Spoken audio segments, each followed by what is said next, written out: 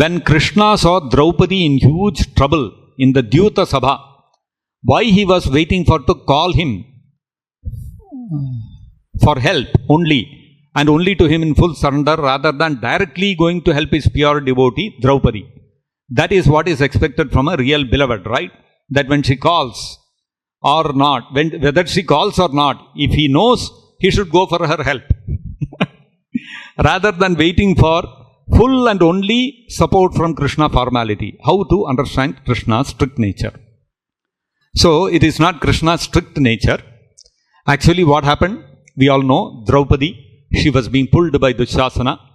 And actually, what happened was, when the Pandavas, when Yudhishthira Maharaj was playing the game of dice, one by one, he lost everyone. And Yudhishthira Maharaj said that all my brothers will become servants of the Kauravas. And then finally he bet himself also, lost himself also.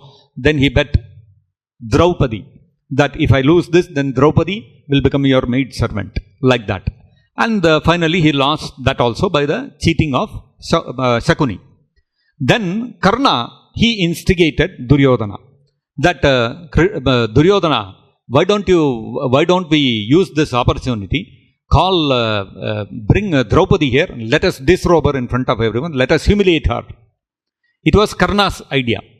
And Duryodhana also bought into it, and immediately he told Dushasana. Dushasana went and dragged her into that assembly. And Dushasana is this big Kshatriya, strong, powerful, well-built, like all those heroes you see in Bollywood movies nowadays, full rippling muscles and all that. And Draupadi is one simple woman, and she is not so powerful enough. But naturally, she was trying to hold her sari, and this fellow is pulling at it, tugging at it. And Draupadi was trying, no, this, that, and all that. And then she was appealing to Yudhishthira, to Arjuna, to Bhima, to all her husbands. She was calling out, please protect me, please protect my honor. But they were not able to do anything, because they have now become servants of the Kauravas, and they have to follow their orders. She appealed to Dhritarashtra and to Bhishma. They also did not do anything. So then she realized, nobody is going to help me, and I am a frail woman. I cannot withstand the power of Dushasana. It is not possible. He is too strong. So what is there for me? Only option is to pray to Krishna. So she gave up pulling the sari. She gave it up, lifted her hands, and started calling out, Govinda, Govinda, like that. Immediately Krishna appeared on the spot. And Krishna gave her unlimited extent of cloth. Dushasana kept pulling. And what happened? The cloth is not getting over. The sari is not getting over. Finally, he became exhausted and sat down. Not possible to disrobe Draupadi. So now here the question is, why did Krishna wait till Draupadi called out to him? Krishna loves Draupadi as his living entity, part and parcel. Krishna loves all of us, right? Krishna is supposed to have love for all his part and parcel living entities. Then, if I love someone and that person is in danger, whether he calls to me or not, when I see that person is in danger, I will run to him and try to help him. Isn't it? That's the symptom of love. If I don't love someone and he is getting beaten up by some gundas on the street, what I will do? चलो यार, उसका कर्म है, उसका होना था, उसके साथ ये होना था. He deserves that. I'll say that, and I'll stand there and clap also when he's getting beaten up. But suppose he's my friend, what will I do? I'll go and jump in, whether he calls to me or not. That is real friendship, isn't it? Now, then why did Krishna wait till Draupadi called? So, this is because Krishna respects our free will. Krishna will not interfere in our desires and our attempts to be independent of him. Krishna will not interfere in that.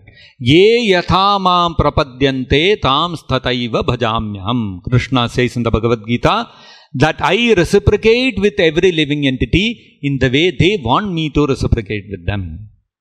So, if we are surrendered to Krishna and we are totally dependent upon Krishna for everything, then Krishna is ready to come to our rescue. If we want to be independent and want to make our own plans, our own endeavors, we have confidence, we have faith in my intelligence, my strength, I will be able to enjoy, I will be able to prevent this distress, then Krishna will say, okay, please try. I will not interfere. This is actually Krishna's love. Krishna's love is so great, he will not interfere with our free will. So it comes back to the same thing, free will. So now the question is, Draupadi is a pure devotee. So she is not having any independence, no. So the point is, all the Pandavas are pure devotees, including Draupadi, and they are participating in the Bhava Leela of Krishna. They are participating in the earthly pastimes of Krishna.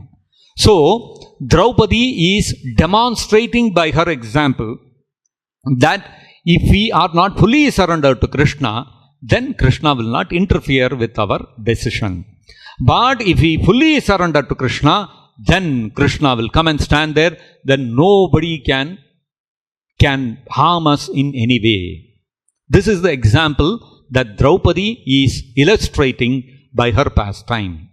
So, it's not that Draupadi is less of a pure devotee, or there is some lacking in her pure devotion. She is not surrendered to Krishna fully. There is nothing like this. Just like Arjuna at the beginning of the Bhagavad Gita fell into illusion. What is his real duty? And he is referred to as Gudakesha, one who has conquered all ignorance. Then how can he fall under illusion? It was Krishna's will that Arjuna behaved like that. Arjuna be temporarily put into that illusion so that Krishna can speak the Bhagavad Gita for the benefit of all of us. Similarly, Krishna also willed that Draupadi would temporarily try to attempt on her own strength to protect herself, so that we could see and learn from this example that there is no point in trying to protect ourselves on the strength of our own bodily strength and our intelligence. Our own efforts will not help us to save us. So we have to depend only on Krishna, and if we depend on Krishna, Rakhe Krishna Mare Krishna Rakhe. Nobody can harm even one hair on our head.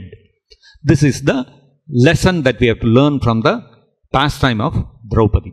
So this is how we have to understand this pastime.